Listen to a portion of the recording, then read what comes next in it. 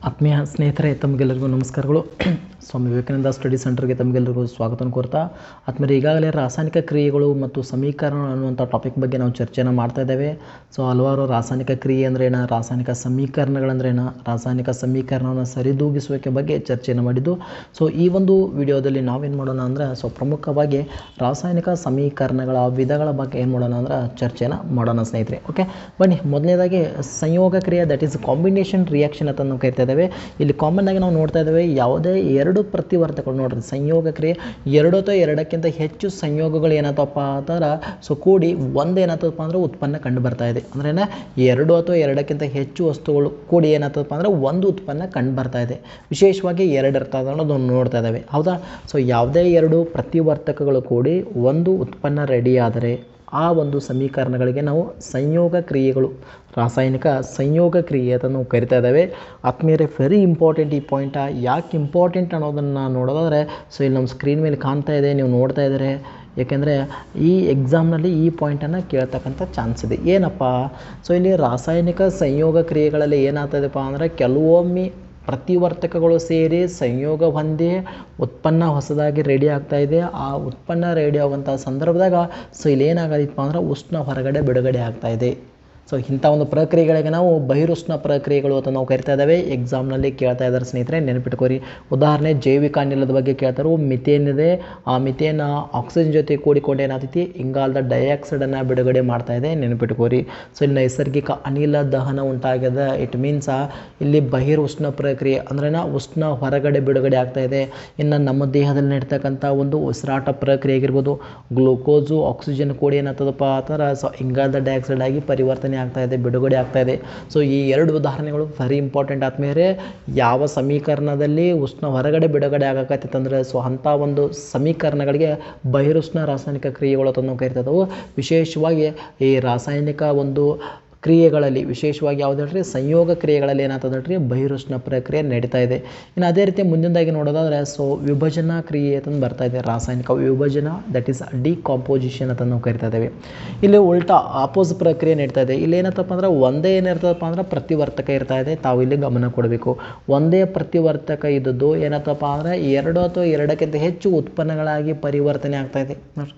ಒಂದೇ ಇರ್ತಕ್ಕಂಥ ಪ್ರತಿವರ್ತಕ ಎರಡು ಅಥವಾ ಎರಡಕ್ಕಿಂತ ಹೆಚ್ಚು ಉತ್ಪನ್ನಗಳಾಗಿ ಏನಾಗ್ತದೆ ಪ್ರತಿ ಉತ್ಪನ್ನಗಳು ಕಂಡು ಬರ್ತಾ ಇದ್ದಾವೆ. ಸೊ ಈ ಒಂದು ಪ್ರಕ್ರಿಯೆಗೆ ನಾವು ವಿಭಜನಾ ಪ್ರಕ್ರಿಯೆ ಅಂತ ನಾವು ಕರಿತಾ ಇದ್ದಾವೆ. ಸೊ ನೆನ್ಪಿಟ್ಕೋರಿ. ಇಲ್ಲಿ ಉದಾಹರಣೆ, ಕಬ್ಬಿನ ಇದ್ದದ್ದು ಏನಾಗ್ತದೆ, ಕಬ್ಬಿನ ಸಲ್ಫೈಟ್ ಇದಲ್ಲ, ಸೊ ಅದು ಫೆರಿಕ್ಸ್ ಆಕ್ಸೈಡ್ ಆಗ್ತಾ ಇದೆ, ಸಲ್ಫರ್ ಡೈಆಕ್ಸೈಡ್ ಆಗ್ತಾ ಇದೆ. ಸೊ ಈ ರೀತಿ ಉಂಟಾಗ್ತಿರೋದನ್ನು ನಾವು ಗಮನಿಸ್ತಾ ಇದ್ದಾವೆ ಇಲ್ಲಿ, ಹೌದಾ. ಸುಣ್ಣದ ಕಲ್ಲುದ ಕ್ಯಾಲ್ಸಿಯಂ ಕಾರ್ಬೋನೇಟ್ ಇದೆ, ಹೌದಾ. ಇದು ಕ್ಯಾಲ್ಸಿಯಂ ಆಕ್ಸೈಡ್ ಮತ್ತು ಕ್ಯಾಲ್ಸಿಯಂ ಡೈಆಕ್ಸೈಡ್ ಆಗಿ ಪರಿವರ್ತನೆ ಆಗ್ತಾ ಇದೆ. ಸೊ ಇಲ್ಲಿ ನಾವು ನೋಡ್ತಾ ಇದ್ದೇವೆ, ವಿಶೇಷವಾಗಿ ವಿಭಜನಾ ಪ್ರಕ್ರಿಯೆಯಲ್ಲಿ ಏನಾಗ್ತದಪ್ಪ ಅಂದ್ರೆ ಶಕ್ತಿ ಹೀರಿಕೆ ಆಗ್ತಾ ಇದೆ, ಅಂದ್ರೆ ಒಳಗಡೆ ಶಕ್ತಿ ಕಂಡು ಬರ್ತಾ ಇದೆ. ನೆನ್ಪಿಟ್ಕೋರಿ, ಈ ರಾಸಾಯನಿಕ ಪ್ರಕ್ರಿಯೆಯಲ್ಲಿ ಒಳಗಡೆ ಏನಾಗ್ತದಪ್ಪ ಅಂದ್ರೆ ಉಷ್ಣ ಬಿಡುಗಡೆ ಆಗ್ತಾ ಇದೆ. ಹಾಗಾಗಿ ಇಂಥ ಪ್ರಕ್ರಿಯೆಗಳಿಗೆ ನಾವು ಅಂತರುಷ್ಣ ಕ್ರಿಯೆಗಳು ಅಂತ ನಾವು ಕರಿತಾ ಇದ್ದಾವೆ. ಸೊ ನೆನ್ಪಿಟ್ಕೋರಿ, ಇಂಥ ಕ್ರಿಯೆಗಳು ಅಂತರುಷ್ಣ ಕ್ರಿಯೆಗಳು ಅಂತ ನಾವು ಕರಿತಾ ಇದ್ದಾವೆ ಸ್ನೇಹಿತರೆ. ವೆರಿ ಇಂಪಾರ್ಟೆಂಟಾಗಿ ಎಕ್ಸಾಮ್ನಲ್ಲಿ ಕೇಳ್ಬೋದು. ಆದ್ಮೇಲೆ ಇಲ್ಲಿ ಪ್ರಮುಖವಾಗಿ ಮೂರನೇ ಒಂದು ವಿಧವನ್ನು ನೋಡೋದಾದರೆ ಸೊ ಸ್ಥಾನ ಪಲ್ಲಟ ಪ್ರಕ್ರಿಯೆ ಅಂತ ನಾವು ಕರಿತಾ ಇದ್ದಾವೆ, ಡಿಸ್ಪ್ಲೇಸ್ಮೆಂಟ್ ಅಂತ ನಾವು ಕರಿತಾ ಇದ್ದಾವೆ, ಹೌದಾ. ಇಲ್ಲಿ ಯಾವುದಾದ್ರೂ ಒಂದು ಸಂಯುಕ್ತದಲ್ಲಿರ್ತಕ್ಕಂಥ ಧಾತು ಏನಾಗ್ತದಪ್ಪ ಅಂದರೆ ಇನ್ನೊಂದು ಧಾತುವನ್ನು ಏನು ಮಾಡ್ತೀವಿ ಹೇಳಿದ್ರೆ ಪಲ್ಲಟಗೊಳಿಸ್ತಾ ಇದೆ. ಸೊ ಪಲ್ಲಟಗೊಳಿಸ್ತಕ್ಕಂಥ ಒಂದು ಪ್ರಕ್ರಿಯೆನೇ ಯಾವುದಪ್ಪ ಅಂದರೆ ಸ್ಥಾನ ಪಲ್ಲಟ ಪ್ರಕ್ರಿಯೆ. ಇಲ್ಲಿ ಜಿಂಕು ಮತ್ತು ಕಾಪರ್ ಸಲ್ಫೇಟ್ ಇದ್ದು, ಈ ಕಾಪರ್ ಸಲ್ಫೇಟ್ದಲ್ಲಿ ಇರ್ತಕ್ಕಂಥ ಸಲ್ಫೇಟ್ ಏನಾಗ್ತದಪ್ಪ ಅಂದ್ರೆ ಜಿಂಕ್ ಏನು ಮಾಡ್ತೀವಿ ಹೇಳ್ರಿ ತನ್ನ ಕಡೆ ಸೆಳೆದುಕೊಳ್ತಾ ಇದೆ, ಸ್ಥಾನ ಪಲ್ಲಟ ಮಾಡ್ತಾ ಇದೆ. ಅವಾಗ ಇಲ್ಲಿ ಜಿಂಕ್ ಸಲ್ಫೇಟ್ ಆಗ್ತಾ ಇದೆ ಸ್ನೇಹಿತರೆ, ನೆನ್ಪಿಟ್ಕೋರಿ. ಮ್ಯಾಗ್ನೇಷಿಯಮ್ ಇದ್ದದ್ದು ಸೊ ಸಲ್ಫೂರಿಕ್ ಆಮ್ಲದ ಜೊತೆ ಕೂಡ ಏನಾಗ್ತದಪ್ಪ ಅಂದ್ರೆ ಮ್ಯಾಗ್ನೇಷಿಯಮ್ ಸಲ್ಫೇಟ್ ಆಗ್ತದೆ. ಇಲ್ಲಿ ಹೈಡ್ರೋಜನ್ ಏನಾಗ್ತದೆ ಬಿಡುಗಡೆ ಆಗ್ತಾ ಇದೆ. ಅಂದ್ರೆ ಒಂದು ಸಂಯುಕ್ತದಲ್ಲಿರ್ತಕ್ಕಂಥ ಧಾತುವನ್ನು ಯಾವುದಾದ್ರೂ ಒಂದು ಧಾತು ಏನು ಮಾಡಿದೀಪ ಅಂದ್ರೆ ಪಲ್ಲಟಗೊಳಿಸ್ತಕ್ಕಂಥ ಒಂದು ಪ್ರಕ್ರಿಯೆ ಆಗಿದೆ, ಹೌದಾ. ಸೊ ಇನ್ನು ಅದೇ ರೀತಿ ದ್ವಿಸ್ಥಾನ ಪಲ್ಲಟ ಅಂತಂದು ಬರ್ತಾ ಇದೆ. ಏನಿದೆ ದ್ವಿಸ್ಥಾನ ಪಲ್ಲಟ, ಡಿಸ್ಪ್ಲೇಸ್ಮೆಂಟ್, ಡಿಸ್ಪ್ಲೇಸ್ಮೆಂಟ್ ಅಂತ ನಾವು ಕರಿತಾ ಅಥವಾ ಡಬಲ್ ಅಂತ ನಾವು ಕರಿತೇವೆ. ಇಲ್ಲಿ ಪ್ರತಿವರ್ತಕದಲ್ಲಿರ್ತಕ್ಕಂಥ ಕೆಲವೊಂದು ಗುಂಪುಗಳು ಸೊ ತಮ್ಮಲ್ಲೇ ಏನು ಮಾಡ್ತಾವಪ್ಪ ಅಂದ್ರೆ ವಿನಿಮಯ ಮಾಡಿಕೊಳ್ತಾ ಇದಾವೆ. ತಮ್ಮಲ್ಲಿನ ಕೆಲವೊಂದು ಅಯಾನುಗಳನ್ನು, ಕೆಲವೊಂದು ಧಾತುಗಳನ್ನು ವಿನಿಮಯ ಮಾಡಿಕೊಂಡು ಆ ಉತ್ಪನ್ನದಲ್ಲಿ ಏನಾಗ್ತಪ್ಪ ಅಂದ್ರೆ ಹೊಸ ವಸ್ತುಗಳಾಗಿ ಕಂಡು ಬರ್ತಾ ಇದ್ದಾವೆ, ಹೌದಾ. ಸೊ ಆ ಒಂದು ಪ್ರಕ್ರಿಯೆಗೆ ನಾವೇನಂತ ಕರಿತೀವಿ ದ್ವಿಸ್ಥಾನ ಪಲ್ಲಟ ಅಂತ ನಾವು ಕರಿತಾ ಇದ್ದಾವೆ ಸ್ನೇಹಿತರೆ, ನೆನಪಿರಲಿ, ಓಕೆನಾ. ಇನ್ನು ಅದೇ ರೀತಿ ನೋಡೋದಾದ್ರೆ ಸ್ನೇಹಿತರೆ ಬನ್ನಿ ಮುಂದಿನ ಅಂಶ ನೋಡೋದ್ರೆ ವೆರಿ ಇಂಪಾರ್ಟೆಂಟ ಬಿಳಿ ಬಣ್ಣ ಬಳಿಯಲು ಎಕ್ಸ್ ವಸ್ತುವಿನ ದ್ರಾವಣ ಬಳಸಲಾಗ್ತಾ ಇದೆ ಅಂತ ಒಂದು ಪ್ರಶ್ನೆ ಇದೆ.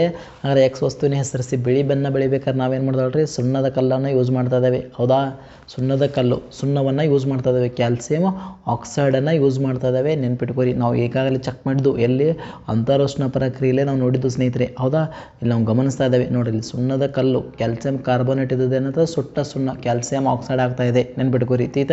ಸೊ ಆ ಸುಟ್ಟ ಸುಣ್ಣವನ್ನು ನಾವೇನು ಮಾಡ್ತಾವಪ್ಪ ಅಂದ್ರೆ ಇಲ್ಲಿ ಬಣ್ಣ ಬಳಿಯಲ್ಲಿ ಏನು ಮಾಡ್ತಾವ್ರಿ ಯೂಸ್ ಮಾಡ್ತಾ ಇರೋದನ್ನು ನಾವು ಗಮನಿಸ್ತಾ ಇದ್ದೇವೆ. ಹೌದಾ, ಇನ್ನು ನೋಡ್ರಿ ಚೆಕ್ ಮಾಡ್ತಾ ಇದ್ದೇವೆ ಕ್ಯಾಲ್ಸಿಯಂ ಆಕ್ಸೈಡ್ ಅಂತ ನಾವು ಕರಿತಾ ಇದ್ದೇವೆ ಅದಕ್ಕೆ.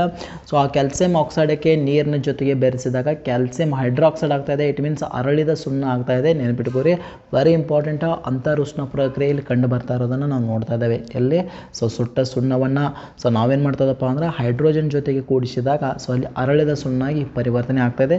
ಸೊ ಇದನ್ನು ನಾವು ಬಣ್ಣ ಬಳಿಯಲ್ಲಿ ಏನು ಮಾಡ್ದಪ್ಪ ಅಂದರೆ ಯೂಸ್ ಮಾಡ್ತಾ ಇದ್ದಾವೆ ಸ್ನೇಹಿತರೆ. ಇನ್ನು ವೆರಿ ಇಂಪಾರ್ಟೆಂಟ್, ಈ ಬಾರಿ ಎಕ್ಸಾಮ್ನಲ್ಲಿ ಬರ್ಬೋದಾದಂಥ ಪ್ರಶ್ನೆ ಎಕ್ಸೋಥರ್ಮಿಕ್ ಮತ್ತು ಎಂಡೋಥರ್ಮಿಕ್ ರಿಯಾಕ್ಷನ್ಗಳ ಒಂದು ಡಿಫ್ರೆನ್ಸನ್ನು ನಾವು ನೋಡ್ತಾ ಇದ್ದೇವೆ. ಇಲ್ಲಿ ರಾಸಾಯನಿಕ ಕ್ರಿಯೆ ನಡೆದಾಗ ಉಷ್ಣ ಏನಾಗ್ತದಪ್ಪ ಅಂದ್ರೆ ಹೊರಗಡೆ ಪ್ರಕ್ರಿಯೆ ಬಿಡುಗಡೆ ಆಗ್ತಾ ಇದೆ. ಇಲ್ಲಿ ರಾಸಾಯನಿಕ ಕ್ರಿಯೆ ನಡೆದಾಗ ಉಷ್ಣ ಏನಾಗ್ತದಪ್ಪ ಅಂದರೆ ಹೀರಿಕೆ ಆಗ್ತಾ ಇದೆ. ಇಲ್ಲಿ ಉಷ್ಣ ಬಿಡುಗಡೆ ಆಗ್ತಾ ಇದೆ, ಇಲ್ಲಿ ಉಷ್ಣ ಹೀರಿಕೆ ಆಗ್ತಾ ಇದೆ. That is main difference of this reaction ಅಂತ ನಾವು ಕರಿತಾ ಇದ್ದೇವೆ. ಹೌದಾ, ಉದಾಹರಣೆಗಳನ್ನ ನಾವು ನೋಡ್ತಾ ಇದ್ದೇವೆ. ಮ್ಯಾಗ್ನೀಷಿಯಂ ಆಕ್ಸೈಡ್ ಕೂಡಿ ಮ್ಯಾಗ್ನೀಷಿಯಂ ಆಕ್ಸೈಡ, ಕ್ಯಾಲ್ಸಿಯಂ ಕಾರ್ಬೋನೇಟ್ ಇದ್ದದ್ದು ಕ್ಯಾಲ್ಸಿಯಂ ಆಕ್ಸೈಡ್ ಮತ್ತು ಕ್ಯಾಲ್ಸಿಯಂ ಕಾರ್ಬನ್ ಡೈಆಕ್ಸೈಡ್ ಆಗ್ತಾ ಇದೆ. ಆದ್ಮೇಲೆ ನಾವು ಗಮನಿಸ್ತಾ ಇದ್ದೇವೆ ಬಹಿರುಷ್ಣ ವಿಶೇಷವಾಗಿ ರಾಸಾಯನಿಕ ಸಂಯೋಗಗಳ ಒಂದು ಪ್ರಕ್ರಿಯೆಗೆ ಸಂಬಂಧಪಟ್ಟಿದೆ. ಇನ್ನು ಅಂತರುಷ್ಣ ನೋಡೋಣ ರಾಸಾಯನಿಕ ವಿಭಜನಾ ಪ್ರಕ್ರಿಯೆಗೆ ಏನಾಗಿದೆಪ್ಪ ಅಂದ್ರೆ ಸಂಬಂಧಪಟ್ಟಿದ್ದು ಅನ್ನೋದು ನೋಡ್ತಾ ಇದ್ದೇವೆ. ಇಲ್ಲಿ ಎಕ್ಸಾಮ್ದಾಗ ಕೇಳ್ತಾರೋ ನಿಮ್ಗೆ ಗೊತ್ತಿರಬೇಕು ಬಹಿರುಷ್ಣ ಕ್ರಿಯೆಗಳಿಗೆ ಉದಾಹರಣೆ ಉಸಿರಾಟ ಆಗಿರ್ಬೋದು, ಜೀರ್ಣ ಆಗಿರ್ಬೋದು, ನೈಸರ್ಗಿಕ ಅನಿಲಗಳ ದಹನ ಆಗಿರ್ಬೋದು. ವೆರಿ ಇಂಪಾರ್ಟೆಂಟ್ ಸ್ನೇಹಿತರೆ, ತಾವಿಲ್ಲಿ ಗಮನ ಕೊಡಬೇಕು. ಆಯ್ತಾ, ಇವೆಲ್ಲವೂ ಸಹಿತ ಬಹಿರುಷ್ಣ ಪ್ರಕ್ರಿಯೆಗಳಿಗೆ ಉದಾಹರಣೆಗಳು. ಇನ್ನು ಅಂತರುಷ್ಣ ಪ್ರಕ್ರಿಯೆಗೆ ಉದಾಹರಣೆ ಯಾವುದಪ್ಪ ಅಂದ್ರೆ ದ್ಯುತಿ ಸಂಶ್ಲೇಷಣಾ ಕ್ರಿಯೆ. ಸಸ್ಯಗಳಲ್ಲಿ ನಡೀತಕ್ಕಂಥ ಒಂದು ಪೋಷಣಾ ವ್ಯವಸ್ಥೆ ಏನಾಗ್ಯದಪ್ಪ ಅಂದ್ರೆ ಅಂತರುಷ್ಣ ಪ್ರಕ್ರಿಯೆಗೆ ಒಂದು ಉದಾಹರಣೆ ಅಂತಲೇ ಹೇಳ್ಬೋದು. ಎಕ್ಸಾಮ್ದಾಗ ಕೇಳ್ಬೋದು ನೈಸರ್ಗಿಕ ಅನಿಲಗಳ ದಹನ ಒಂದು ಬಹಿರುಷ್ಣ ಪ್ರಕ್ರಿಯೆ ಆಗಿದೆ ಹೇಗೆ ಅಂತಂದ ಸೊ ಪ್ರಶ್ನೆ ಕೇಳ್ಬೋದು. ಸೊ ಗೊತ್ತಿರ್ಬೇಕು ಸ್ನೇಹಿತರೆ ಅವುಗಳ ಬಗ್ಗೆ. ಹೌದಾ, ಇಲ್ಲಿ ನೋಡಿ ಪ್ರಶ್ನೆ ಅದೇ ಬಂದಿದೆ ನೋಡಿ.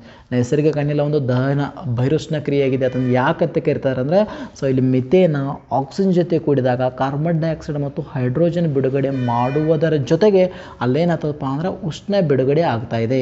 ಸೊ ಹಾಗಾಗಿ ನೈಸರ್ಗಿಕ ಅನಿಲ ಒಂದು ಏನಾಗಿದೆ ಹೇಳ್ರಿ ಬಹಿರುಷ್ಣ ಪ್ರಕ್ರಿಯೆ ಆಗಿದೆ ಅನ್ನೋದನ್ನು ನಾವು ಕನ್ಫರ್ಮ್ ಮಾಡ್ತಾ ಇದ್ದೇವೆ. ಹೌದಾ, ಎಸ್. ಇನ್ನು ಅದೇ ರೀತಿ ಮುಂದಿನ ಪ್ರಶ್ನೆ ನೋಡೋದಾದ್ರೆ ಇದನ್ನು ಕೇಳ್ಬೋದು ಸ್ನೇಹಿತರೆ. ಉಸಿರಾಟ ಒಂದು ಬಹಿರುಷ್ಣ ಪ್ರಕ್ರಿಯೆ ಆಗಿದೆ ಅಂದರೆ ಸೊ ಗ್ಲೂಕೋಸ್ ಇದ್ದದ್ದು ಏನಾಗ್ತದಪ್ಪ ಅಂದ್ರೆ ಆಕ್ಸಿಜನ್ ಜೊತೆ ಕೂಡಿಕೊಂಡು ಇಂಗಾಲದ ಡೈಆಕ್ಸೈಡ್ ಆಗಿ ಪರಿವರ್ತನೆ ಆಗ್ತಾ ಇದೆ. ಜೊತೆಗೆ ನೀರು ಬಿಡುಗಡೆ ಆಗತೈತಿ. ಉದಾಹರಣೆ ಜೊತೆಗೆ ATP ರೂಪದಲ್ಲಿ ಶಕ್ತಿ ಬಿಡುಗಡೆ ಆಗ್ತದೆ. ಸುಮಾರು 38 ATPಗಳು ಏನಾಗ್ತಪ್ಪ ಅಂದ್ರೆ ಬಿಡುಗಡೆ ಆಗ್ತಾ ಇದ್ದಾವೆ ನಮ್ಮ ಒಂದು ಉಸಿರಾಟ ಪ್ರಕ್ರಿಯೆಯಲ್ಲಿ. ಹೌದಾ, ಸೊ ಈ ಉಸಿರಾಟ ಪ್ರಕ್ರಿಯೆ ನಡೆಯೋದು ಮೈಟೋಕಾಂಡ್ರಿಯಾಗಳಲ್ಲಿ ನೋಡ್ತಾ ಇದ್ದೇವೆ. ಹೌದಾ, ಹಾಗಾದರೆ ಸ್ನೇಹಿತರೆ ಇಲ್ಲಿ ಏನಾಗ್ತದಪ್ಪ ಅಂದ್ರೆ ಆ ಗ್ಲೂಕೋಸ್ ಜೊತೆಗೆ ಆಕ್ಸಿಜನ್ ಸೇರಿದಾಗ ಅಲ್ಲಿ ಶಕ್ತಿ ಬಿಡುಗಡೆ ಆಗತ್ತೆ. ಜೊತೆಗೆ ಏನಪ್ಪ ಅಂದ್ರೆ ಉಷ್ಣನೂ ಸಹಿತ ಬಿಡುಗಡೆ ಆಗ್ತಾ ಇದೆ. ಹೊರಗಡೆ ಉಷ್ಣನೂ ಸಹಿತ ಬಿಡುಗಡೆ ಆಗ್ತಾ ಇದೆ. ಹಾಗಾಗಿ ಇದೊಂದು ಬಹಿರುಷ್ಣ ಪ್ರಕ್ರಿಯೆ ಅಂತಂದು ನಾವು ಕನ್ಸಿಡರ್ ಮಾಡ್ತಾ ಇದ್ದೇವೆ. ಇನ್ನು ಅದೇ ರೀತಿ ಸ್ನೇಹಿತರೆ ಸಸ್ಯ ಬನ್ನಿ ಮುಂದಿನ ಪ್ರಶ್ನೆ ನೋಡೋಣ. ಸಸ್ಯಜನ್ಯ ದ್ರವ್ಯಗಳ ವಿಘಟನೆ. ಇಟ್ ಮೀನ್ಸ್ ಆ ಕೊಳೆತ ಪದಾರ್ಥಗಳಿಂದಾಗಿ ನಾವು ಏನು ರೆಡಿ ಮಾಡಿದೆವು ಕಾಂಪೋಸ್ಟ್ ಗೊಬ್ಬರಗಳನ್ನ ರೆಡಿ ಮಾಡ್ತಾ ಇದ್ದೇವೆ. ಸೊ ಕಾರಣ ಕೊಟ್ಟರೆ ಅಂದರೆ ಸಿಂಪಲ್ ಅದರೆ ಸಸ್ಯಗಳು ವಿಘಟನೆ ಆಗ್ತಕ್ಕಂಥ ಸಂದರ್ಭದಾಗ ಅಲ್ಲೇನು ಉತ್ಪನ್ನಗಳು ಬಿಡುಗಡೆ ಆಗ್ತಾವಲ್ಲ ಆ ಉತ್ಪನ್ನಗಳಿಂದ ಅಲ್ಲಿ ಏನಾಗುತ್ತೆ ಹೇಳ್ರಿ ಉಷ್ಣ ಬಿಡುಗಡೆ ಆಗ್ತಾ ಇದೆ. ಸೊ ಹಾಗಾಗಿ ಅಲ್ಲಿ ಸಸ್ಯಜನ್ಯ ದ್ರವ್ಯಗಳು ಏನು ಮಾಡ್ತವಪ್ಪ ಅಂದರೆ ಕಾಂಪೋಸ್ಟ್ಗೆ ಬಹಳಷ್ಟು ಉಪಯುಕ್ತವಾಗಿದ್ದಾವೆ. ಜೊತೆಗೆ ಬಹಿರುಷ್ಣ ಪ್ರಕ್ರಿಯೆಗಳು ಆಗಿದಾವೆ ಅನ್ನೋದು ನಾವು ನೋಡ್ತಾ ಇದ್ದೇವೆ. ಇನ್ನು ಅದೇ ರೀತಿ ನೋಡೋದಾದರೆ ದ್ಯುತಿ ಸಂಶ್ಲೇಷಣಾ ಪ್ರಕ್ರಿಯೆ ಇದೊಂದು ಅಂತರುಷ್ಣ ಪ್ರಕ್ರಿಯೆ. ಎಕ್ಸಾಮ್ದಾಗ ಕೇಳ್ಬೋದು. ವೆರಿ ಇಂಪಾರ್ಟೆಂಟ್ ಪಾಯಿಂಟ್ ಇದೆ. ಹೌದಾ, ಹಾಗಾದರೆ ದ್ಯುತಿ ಸಂಶ್ಲೇಷಣೆ ನಡಿಬೇಕಾದ್ರೆ ಸಸ್ಯಗಳಲ್ಲಿ ಆಹಾರ ತಯಾರು ನಡೀತಾ ಇದೆ. ಆಹಾರ ತಯಾರಬೇಕಾದ್ರೆ ಸೂರ್ಯನ ಬೆಳಕು ಏನಾಗ್ತಪ್ಪ ಅಂದರೆ ಹೀರಿಕೆ ಆಗ್ತಾ ಇದೆ. ನೋಡಲ್ಲ ಉಷ್ಣ ಹೀರಿಕೆ ಆದರೆ ನಾವು ಏನಂತ ಕರಿತಾವ್ರಿ ಅದಕ್ಕೆ ವೆರಿ ಇಂಪಾರ್ಟೆಂಟ್ ಇದೆ ಈ ಪಾಯಿಂಟು. ದ್ಯುತಿ ಸಂಶ್ಲೇಷಣಾ ಕ್ರಿಯೆ ಒಂದು ಅಂತರುಷ್ಣ ಕ್ರಿಯೆ ಆಗಿದೆ ಅಂದರೆ ಇಲ್ಲಿ ಸಸ್ಯಗಳು ಆಹಾರವನ್ನು ತಯಾರಿಸತಕ್ಕಂಥ ಸಂದರ್ಭದಲ್ಲಿ ಸೂರ್ಯನ ಬೆಳಕಿನ ಸಹಾಯನ ಪಡಿತಾ ಇದ್ದಾವೆ. ಯಾವುವು ಕ್ಲೋರೋಫಿಲ್ಗಳು. ಹೌದಾ, ಪತ್ರ ಹರಿತಗಳು ಸೂರ್ಯನಿಂದ ಬೆಳಕನ್ನು ತಗೋತಾ ಇದ್ದಾವೆ. ಇಟ್ ಮೀನ್ಸ್ ಅಲ್ಲಿ ಬೆಳಕು ಏನಾಗೈತೆ ಅಂದರೆ ಉಷ್ಣದ ರೂಪದಲ್ಲಿ ಹೀರಿಕೆ ಆಗ್ತಾ ಇದೆ. ಆ ಹೀರಿಕೆ ಆದ ನಂತರನ ಅಲ್ಲಿ ಏನಾಗ್ತದಪ್ಪ ಅಂದರೆ ದ್ಯುತಿ ಸಂಶ್ಲೇಷಣೆ ನಡೀತಾ ಇದೆ ಸ್ನೇಹಿತರೆ. ಹೌದಾ, ಸೊ ಹಾಗಾಗಿ ಅದು ವೆರಿ ಇಂಪಾರ್ಟೆಂಟ್ ಪಾಯಿಂಟಾ. ಮಸ್ಟ್ ಆ್ಯಂಡ್ ಶುಡ್ ಈ ಒಂದು ಪಾಯಿಂಟ ನಿಮ್ಮ ಎಕ್ಸಾಮ್ಗೆ GPS ಬರಬಹುದು. ದಯವಿಟ್ಟು ಕೇರ್ಫುಲ್ ಆಗಿರಿ. ಆಯ್ತಾ, ದ್ಯುತಿ ಸಂಶ್ಲೇಷಣೆ ಒಂದು ಅಂತರುಷ್ಣ ಪ್ರಕ್ರಿಯೆ ಆಗಿದೆ. ಕಾರಣ ಕೊಡ್ರಿ ಅಂದ್ರೆ ಬರಲೇಬೇಕಾಗ್ತದೆ. ಸಮೀಕರಣ ಬರೀಬೇಕಾಗ್ತದೆ. ಕಾರ್ಬನ್ ಡೈಆಕ್ಸೈಡನ್ನು ಏನು ಮಾಡ್ತಾ ಹೇಳ್ರಿ ಪ್ರಮುಖವಾಗಿ ಇದರ ಮೂಲಕ ಹೇಳ್ರಿ ಎಲೆಗಳ ಮೂಲಕ ತೆಗೆದುಕೊಳ್ತಾ ಇದ್ದೇವೆ. ನೀರಿನ ಮೂಲಕ ಹೈಡ್ರೋಜನನ್ನು ತಗೋತಾ ಇದ್ದೇವೆ ನೀರನ್ನು. ಜೊತೆಗೆ ಗ್ಲೂಕೋಸನ್ನು ರೆಡಿ ಮಾಡ್ತಾ ಇದ್ದೇವೆ. ನೋಡ್ರಿ ಕಾರ್ಬನ್ ಡೈಆಕ್ಸೈಡ್ ಏನಾಗ್ತದೆ ಹೇಳ್ರಿ ಗ್ಲೂಕೋಸ್ ಗ್ಲೂಕೋಸ್ ಆಗಿ ಪರಿವರ್ತನೆ ಆಗ್ತಾ ಇದೆ. ಹೈಡ್ರೋಜನ್ ಅನಿಗಳಿದ್ದು ಆಕ್ಸಿಜನ್ ಮತ್ತು ಗ್ಲೂಕೋಸ್ಗಳಾಗಿ ಪರಿವರ್ತನೆ ಆಗ್ತಾ ಇರೋದನ್ನು ನಾವು ಗಮನಿಸ್ತಾ ಇದ್ದೇವೆ.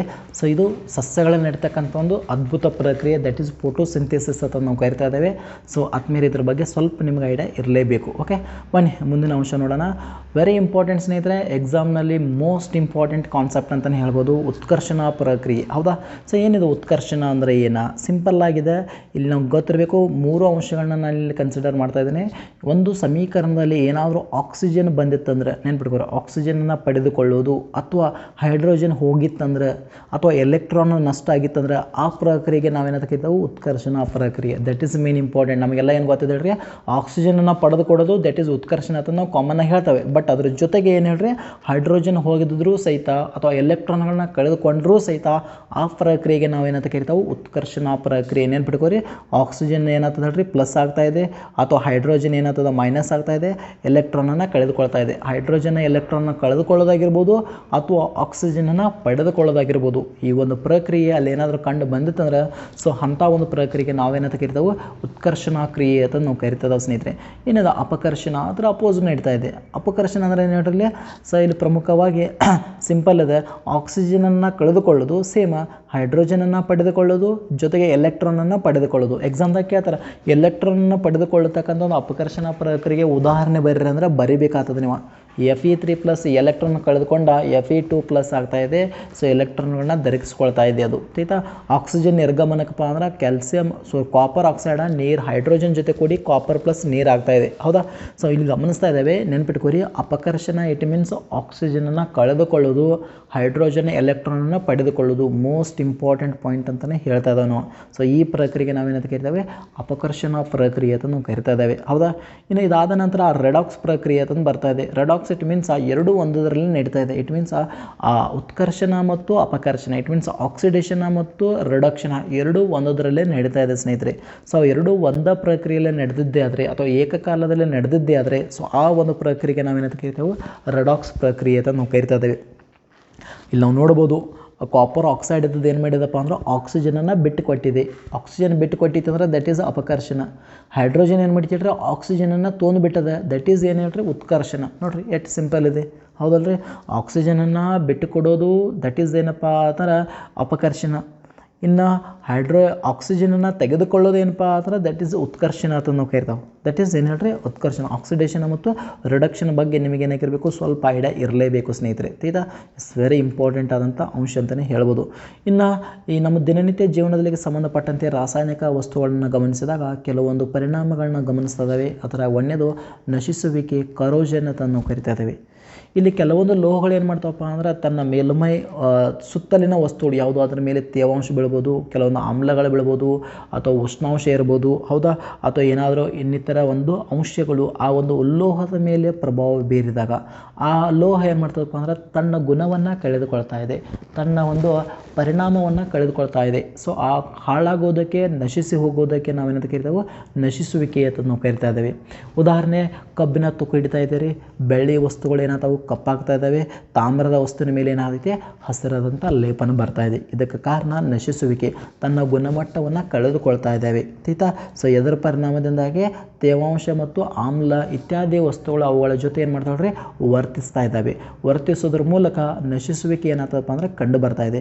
ಹಾಗಾದ್ರೆ ಆದ್ಮೇಲೆ ಬನ್ನಿ, ಈ ಕಬ್ಬಿಣದ ಒಂದು ನಶಿಸುವಿಕೆ ಬಹಳಷ್ಟು ಗಂಭೀರ ಕಾಯಿಲೆ ಅಂತಲೇ ಹೇಳ್ಬೋದು ನಾವು, ಸಮಸ್ಯೆ ಅಂತಲೇ. ಯಾಕೆ? ವಿಶೇಷವಾಗಿ ನಮ್ಮ ಕಾರಿನ ಕವಚ ಆಗಿರ್ಬೋದು, ಬಸ್ಸಿನಾಗಿರ್ಬೋದು, ಮನೆಯಲ್ಲಿ ಕಬ್ಬಿಣದ ಅಂಶಗಳಾಗಿರ್ಬೋದು, ಸೇತುವೆಗಳಾಗಿರ್ಬೋದು, ಕಬ್ಬಿಣದ ಹಳಿಗಳಾಗಿರ್ಬೋದು, ರೈಲ್ವೆ ಹಡಗುಗಳು, ಸೊ ಇವೆಲ್ಲ ಲೋಹಗಳಿಂದ ಮಾಡಲ್ಪಟ್ಟಿರ್ತವೆ. ಸೊ ವಿಶೇಷವಾಗಿ ಇವು ಕಬ್ಬಿಣದ ವಸ್ತುಗಳಿಗೆ ಏನು ಮಾಡ್ತಾವಪ್ಪ ಅಂದ್ರೆ ಹಾನಿಯನ್ನು ಉಂಟು ಮಾಡ್ತಾ ಇದ್ದಾವೆ. ಯಾಕೆಂದರೆ ಪ್ರತಿ ವರ್ಷ ಏನಾಗ್ತದಪ್ಪ ಅಂದ್ರೆ ಈ ಕಬ್ಬಿಣವನ್ನು ಬದಲಾಯಿಸಲು ಅಪಾರ ಪ್ರಮಾಣದ ಹಣ ಬೇಕಾಗ್ತದೆ. ನಿಮಗೆ ಗೊತ್ತಿರಬೇಕು ಸ್ನೇಹಿತರೆ, ಯಾಕಂದ್ರೆ ಒಂದು ಹಡಗನ್ನ ರೆಡಿ ಮಾಡಬೇಕಾದ್ರೆ ಸುಮಾರು ಖರ್ಚಾಗ್ತಾ ಇದೆ. ಹೌದಾ? ಒಂದು ದೊಡ್ಡ ದೊಡ್ಡ ವಾಹನಗಳನ್ನ ರೆಡಿ ಮಾಡಬೇಕಾದ್ರೆ ಬಹಳಷ್ಟು ವೆಚ್ಚದಾಯಕ. ಹೌದಾ? ಆದರೆ ಕಬ್ಬಿಣ ಬಳಕೆ ಆಗ್ತಾ ಇದೆ, ಲೋಹಗಳು ಬಳಕೆ ಆಗ್ತಾ ಇದೆ. ಹಾಗಾಗಿ ಆ ಒಂದು ಲೋಹವನ್ನು ಬಳಸೋದ್ರ ಮೂಲಕ ಅದೇನಾಗ್ತದಪ್ಪ ಅಂದ್ರೆ ಅದು ಬೇಗನೆ ತುಕ್ಕು ಹಿಡಿತಾ ಇದೆ, ಕಬ್ಬಿಣ ನಾಶ ಆಗ್ತಾ ಇದೆ. ಹಾಗಾಗಿ ಇದೊಂದು ಬಹಳಷ್ಟು ದೊಡ್ಡದಾದಂಥ ಒಂದು ಗಂಭೀರವಾದಂಥ ಸಮಸ್ಯೆ ಅಂತಲೇ ಹೇಳ್ಬೋದು. ಹಾಗಾದರೆ ಸಮಸ್ಯೆಯನ್ನು ಹೋಗಲಾಡಿಸ್ಬೇಕಾದ್ರೆ ನಾವು ಏನು ಮಾಡಬೇಕು?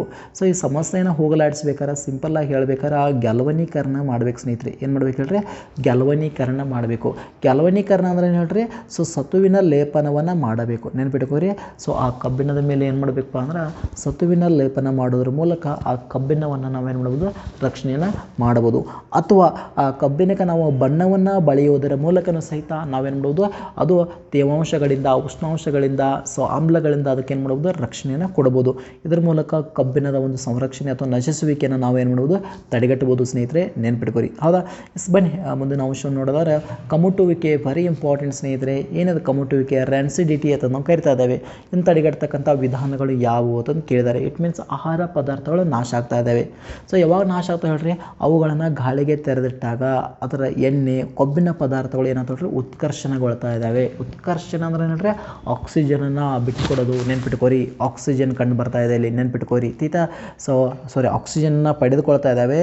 ಆಕ್ಸಿಜನನ್ನು ಪಡೆದುಕೊಂಡು ಹೈಡ್ರೋಜನ್ನ ಮತ್ತು ಎಲೆಕ್ಟ್ರಾನ್ನ ಬಿಟ್ಟುಕೊಡ್ತಾ ಇದ್ದಾವೆ. ಹೌದಾ? ಸೊ ಉತ್ಕರ್ಷಣಗೊಂಡು ಅಲ್ಲೇನಾಗ್ತದಪ್ಪ ಅಂದ್ರೆ ಆಕ್ಸಿಜನ್ ಬತ್ತ ತಿಳ್ಕೊಂಡು ಆ ಆಕ್ಸಿಜನ್ ಬತ್ತಂದ್ರೆ ಅಲ್ಲಿ ಕಮಟು, ವಾಸನೆ, ರುಚಿ ಎಲ್ಲವೂ ಸಹಿತ ಏನಾಗ್ತದೆ ಹೇಳ್ರಿ? ಚೇಂಜ್ ಆಗ್ತಾ ಇದೆ.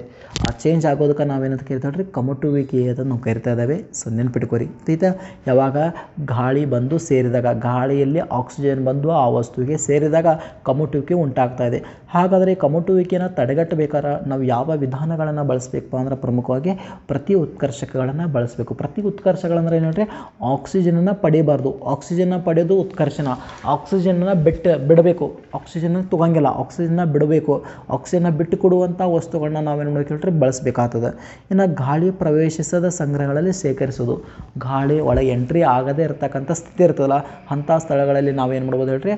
ಈ ಒಂದು ಕಮಟುವಿಕೆ ಆಗದಂತೆ ವಸ್ತುಗಳ ಒಂದು ಆಹಾರವನ್ನು ಸಂರಕ್ಷಣೆ ಮಾಡ್ಬೋದು. ಇನ್ನು ವಿಶೇಷವಾಗಿ ನೈಟ್ರೋಜನ್ ಅನಿಲವನ್ನು ತುಂಬುವುದು. ವಿಶೇಷವಾಗಿ ನಾವು ಕುರ್ಕುರೆ ಪಾಕೆಟ್ಗಳನ್ನ ನೋಡ್ತದವು. ಕುರ್ಕುರೆಗಳು, ಚಿಪ್ಸ್ಗಳ ಪಾಕೆಟ್ ಇರ್ತಾವಲ್ಲ, ಅದರೊಳಗೆ ಯಾವ ಅನಿಲವನ್ನು ತುಂಬಿರ್ತಾರಪ್ಪ ಅಂದ್ರೆ ನೈಟ್ರೋಜನ್ ಅನಿಲವನ್ನು ತುಂಬಿರ್ತಾರೆ. ಯಾಕೆ ತುಂಬಿರ್ತಾರೆ ಅಂದರೆ ಆ ನೈಟ್ರೋಜನ್ ಅನಿಲ ಬೇಗನೆ ಏನಾಗಿಲ್ಲ ಹೇಳ್ರಿ? ಆಕ್ಸಿಜನನ್ನು ತಗೊಂಗಿಲ್ಲ, ಬಿಟ್ಕೊಡ್ತದೆ. ಆಕ್ಸಿಜನ್ನ ತಗೊಂಗಿಲ್ಲ, ಆಕ್ಸಿಜನ್ನ ಬಿಟ್ಕೊಡ್ತದೆ. ಇಟ್ ಮೀನ್ಸ್ ಅಪಕರ್ಷಣ ನಡೀತಾ ಇದೆ. ನೆನ್ಪಿಟ್ಕೋರಿ. ಉತ್ಕರ್ಷಣ ಬಿಡುವುದಿಲ್ಲ ಅದು ಯಾವುದು? ನೈಟ್ರೋಜನ್. ಹಾಗಾಗಿ ನೈಟ್ರೋಜನ್ಗಳನ್ನು ವಿಶೇಷವಾಗಿ ಪಾಕೆಟ್ಗಳಲ್ಲಿ ತುಂಬಿರ್ತಾರೆ ಅನ್ನೋದನ್ನು ನಾವು ಗಮನಿಸ್ತಾ ಇದ್ದೇವೆ. ಹೌದಾ? ಬನ್ನಿ ಸ್ನೇಹಿತರೆ, ಈ ಎಣ್ಣೆ ಮತ್ತು ಕೊಬ್ಬು ಹೊಂದಿದಂಥ ಆಹಾರ ಪದಾರ್ಥಗಳನ್ನ ನೈಟ್ರೋಜನ್ ಹಾಯಿಸ್ತಾ ಇದ್ದಾರೆ. ಯಾಕೆ ಅಂತಂದು ಕೇಳ್ತಾರೋ. ನೈಟ್ರೋಜನ್ ಹಾಯಿಸ್ತಾ ಇದ್ದಾರೆ. ಸೊ ಗೊತ್ತಿರಬೇಕು ನಿಮಗಿದು.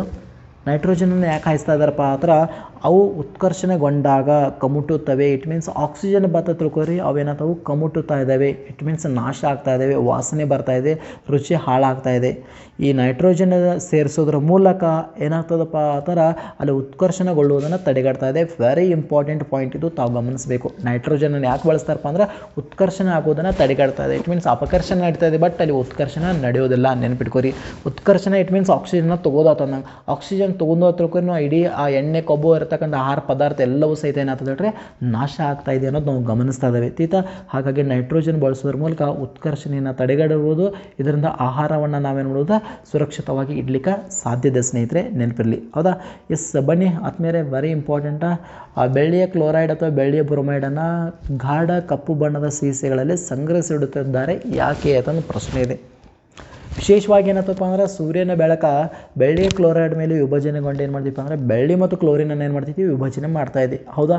ಸೊ ಇಲ್ಲಿ ಒಂದು ಪ್ರತಿವರ್ತಕ ಇದ್ದದ್ದು ಏನಾಗ್ತದೆ ಹೇಳ್ರಿ? ವಿಭಜನಾ ಪ್ರಕ್ರಿಯೆ ಆಗಿದೆ ಇಲ್ಲಿ. ಹೌದಾ? ವಿಭಜನಾ ಪ್ರಕ್ರಿಯೆ ಕಂಡು ಬಂದದ. ಇಲ್ಲಿ ಏನತ್ತಪ್ಪ ಅಂದ್ರೆ ಸೂರ್ಯನ ಬೆಳಕಿಗೆ ಏನಿದೆ ಬೆಳ್ಳಿಯ ಬ್ರೋಮೈಡ್ ವಿಭಜನೆಗೊಂಡು ಏನಾಗ್ತದೆ ಹೇಳ್ರಿ? ಬೆಳ್ಳಿ ಮತ್ತು ಬ್ರೋಮಿನ್ ಆಗಿ ಏನಾಗ್ತದೆ? ಪರಿವರ್ತನೆ ಆಗ್ತಾಯಿದೆ. ಹಾಗಾಗಿ ಒಟ್ಟಾರೆ ಏನಪ್ಪ ಅಂದ್ರೆ ಅದು ಬೆಳ್ಳಿಯ ಕ್ಲೋರೈಡ್ ಇರ್ಬೋದು, ಬೆಳ್ಳಿಯ ಬ್ರೋಮೈಡ್ ಇರ್ಬೋದು. ಸೊ ಇವೆರಡನ್ನೇ ಏನು ಮಾಡ್ತಾರಪ್ಪ ಅಂದ್ರೆ ಗಾಢ ಕಪ್ಪು ಬಣ್ಣದ ಸಸ್ಯಗಳಲ್ಲಿ ಏನು ಮಾಡ್ತಾರಪ್ಪ ಅಂದರೆ ಇಟ್ಟಿರ್ತಾರೆ. ಒಂದಕ್ಕೆ ಇಡದೇ ಇದ್ರೆ ಅದು ಏನಾಗ್ತದಪ್ಪ ಆ ಥರ ಅವು ಏನಾಗ್ತಾವ್ರಿ? ವಿಭಜನೆಗೊಳ್ತಾ ಇದ್ದಾವೆ. ಸೂರ್ಯನ ಬಿಸಿಲಿಗೆ ಏನಾಗ್ತಾವೆ? ವಿಭಜನೆಗೊಳ್ತಾ ಇದ್ದಾವೆ. ಆ ವಿಭಜನೆ ಆಗಬಾರ್ದು ಅನ್ನುವಂಥ ದೃಷ್ಟಿಲಿ ಇಟ್ಕೊಂಡು ಅವುಗಳನ್ನ ನಾವೇನು ಮಾಡ್ತಾವ್ರಿ? ಗಾಢವಾದಂಥ ಕಪ್ಪು ಬಣ್ಣದ ಸಸ್ಯಗಳಲ್ಲಿ ಏನು ಮಾಡಿರ್ತಾರೆ ಹೇಳ್ರಿ? ಸಂಗ್ರಹಿಸಿ ಇಟ್ಟಿರ್ತಾರೆ ಅನ್ನೋದನ್ನು ನಾವು ಗಮನಿಸ್ತಾ ಇದ್ದಾವೆ ಸ್ನೇಹಿತರೆ. ನೆನ್ಪಿಟ್ಕೊರಿ. ಸೊ ವೆರಿ ಇಂಪಾರ್ಟೆಂಟ್ ಇದೆ. ಆದಮೇಲೆ ಈ ಒಂದು ಟಾಪಿಕ್ ವೆರಿ ಇಂಪಾರ್ಟೆಂಟಾ. ಸೊ ಈ ಟಾಪಿಕ್ನಲ್ಲಿ ಬರತಕ್ಕಂಥ ಪ್ರಮುಖ ಒಂದು ಪ್ರಶ್ನೋತ್ತರಗಳು ನೀವು ಗಮನಿಸಲೇಬೇಕಾದಂಥ ವ್ಯತ್ಯಾಸಗಳನ್ನ ನೋಡಬೇಕು. ರಾಸಾಯನಿಕ ಬದಲಾವಣೆ ಮತ್ತು ಭೌತಿಕ ಬದಲಾವಣೆ, ಈ ವ್ಯತ್ಯಾಸಗಳನ್ನ ತಾವು ಗಮನ ಕೊಡಬೇಕು. ಇನ್ನು ಬಹಿರುಷ್ಣ ಮತ್ತು ಅಂತರುಷ್ಣ ಪ್ರಕ್ರಿಯೆಗಳು ಉದಾಹರಣೆಗಳು. ಹೌದಾ? ಇನ್ನು ಅಪಕರ್ಷಣ ಮತ್ತು ಉತ್ಕರ್ಷಣ ಆಗ್ತದೆ, ಇವುಗಳ ಒಂದು ವ್ಯತ್ಯಾಸ. ಹೌದಾ? ಇನ್ನು ರಾಸಾಯನಿಕ ವಿಧಗಳ ಬಗ್ಗೆ ಏನು ಮಾಡಬೇಕು? ಸ್ವಲ್ಪ ಐಡಿಯಾ ಗೊತ್ತಿರಬೇಕು. ಜೊತೆಗೆ ಏನಪ್ಪ ಅಂತಂದ್ರೆ ಸ್ನೇಹಿತರೆ, ನಶಿಸುವಿಕೆ ಅಂದ್ರೇನು, ಅದನ್ನು ತಡೆಗಟ್ಟಬೇಕಾದ್ರೆ ಯಾವ ರೀತಿ, ಕಮಟುವಿಕೆ ಅಂದ್ರೇನು, ಅದನ್ನು ಯಾವ ರೀತಿ ತಡೆಗಟ್ತಾ ಇದ್ದಾವೆ.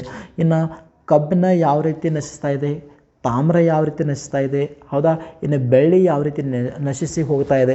ಸೊ ಇವುಗಳ ಬಗ್ಗೆ ಸ್ವಲ್ಪ ನಿಮಗೆ ಕಾರಣಗಳೇನಾಗಿರ್ಬೇಕಂದ್ರೆ ಗೊತ್ತಿರಲೇಬೇಕು, ಯಾಕಂದರೆ ವೆರಿ ಇಂಪಾರ್ಟೆಂಟ್ ಆದಂಥ ಪಾಯಿಂಟ್ ಇದ್ದಾವೆ ಇವು ಎಕ್ಸಾಮ್ನಲ್ಲಿ. ಇನ್ನು ರೆಡಾಕ್ಸ್ ಪ್ರಕ್ರಿಯೆ, ಹೌದಾ, ರೆಡಾಕ್ಸ್ ಪ್ರಕ್ರಿಯೆ ಗೊತ್ತಿರಬೇಕು.